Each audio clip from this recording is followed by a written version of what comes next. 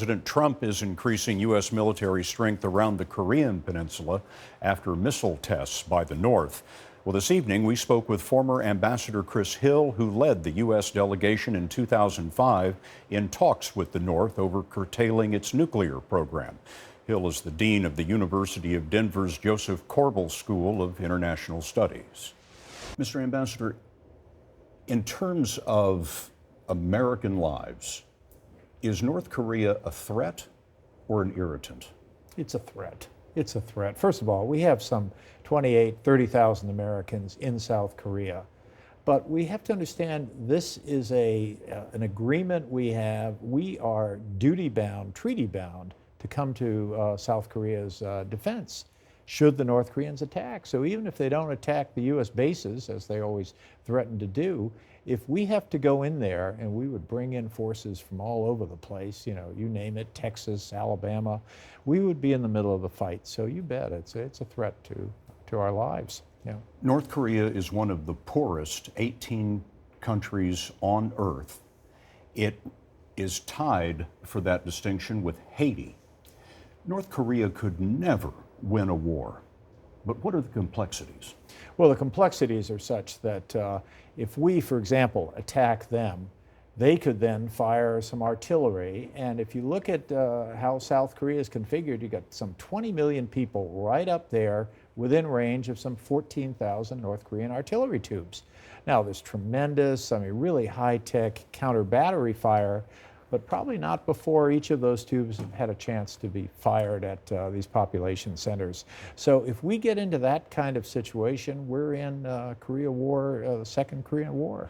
But the North Koreans must understand that attacking South Korea would be the end of North Korea and their government. Are they that crazy?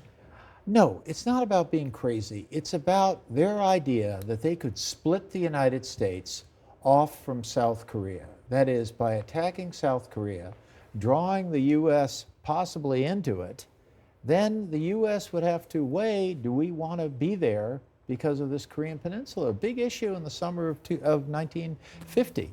So I think our presidents, whoever they are, would say yes, but then the South Korean people wonder, would America really come to our defense if this happens? So these are issues that I think really bedevil the whole relationship, especially when you bring in nuclear weapons. You led the American delegation negotiating a nuclear agreement with the current dictator's father. What do we know about the son, Kim Jong-un?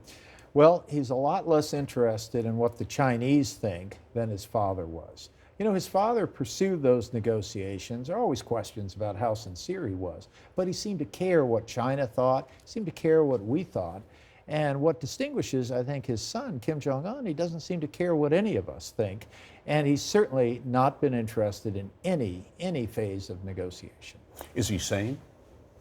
Sane from the point of view of running that country, of making sure that he's consolidated power, of making sure that everyone works for him? Yeah.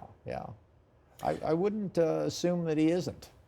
How much control does China have over North Korea? What are the pressure points? If China wanted to really throw the book at them, they wouldn't ever buy any more coal. They wouldn't give them any fuel oil. They would make sure this petty trade across the Yalu River stopped.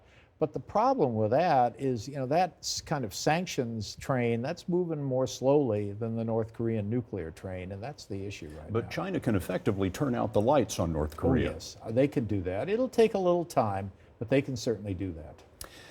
We know that the North Koreans have been successful in building missiles and successful in detonating nuclear weapons in tests. The real trick is putting those two things together, building a missile that is capable of being aimed at the United States, building a nuclear weapon that is small enough and durable enough to be able to make the flight and the reentry. What are the chances that the North Koreans are close?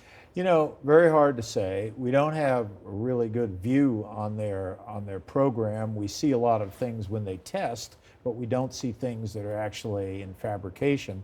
But the feeling is that within the next 4 years, certainly during the first term of this of our president's mandate, they could indeed have a deliverable multi-stage missile that would deliver a nuclear weapon In just the next few years. in the next few years. Now, this is not easy stuff to do. It took us a long time to take a nuclear device, make it into a warhead, and have it, survive all the atmospheric, shocks as you send a device that far.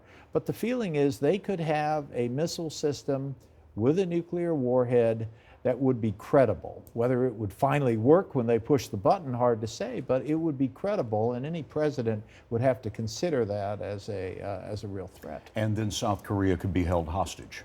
Yes, South Korea could be held hostage, or if they attacked South Korea and our forces start to help, and they said, Americans, if you start to help, we will fire a nuclear weapon at you, then in a sense we could be held hostage.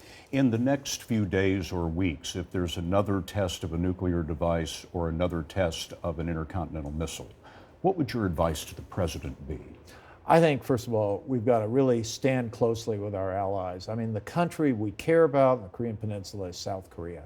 So there has to be no daylight between us. The South Koreans really have to believe that any attack on them, we would consider an attack on us.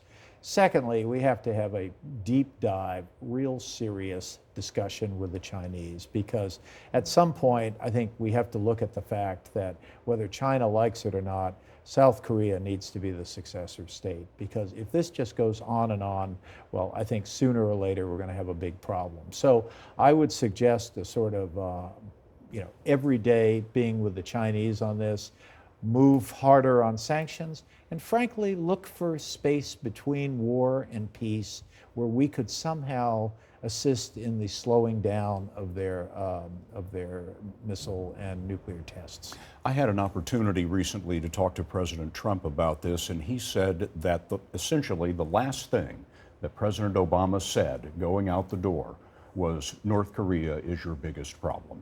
Why?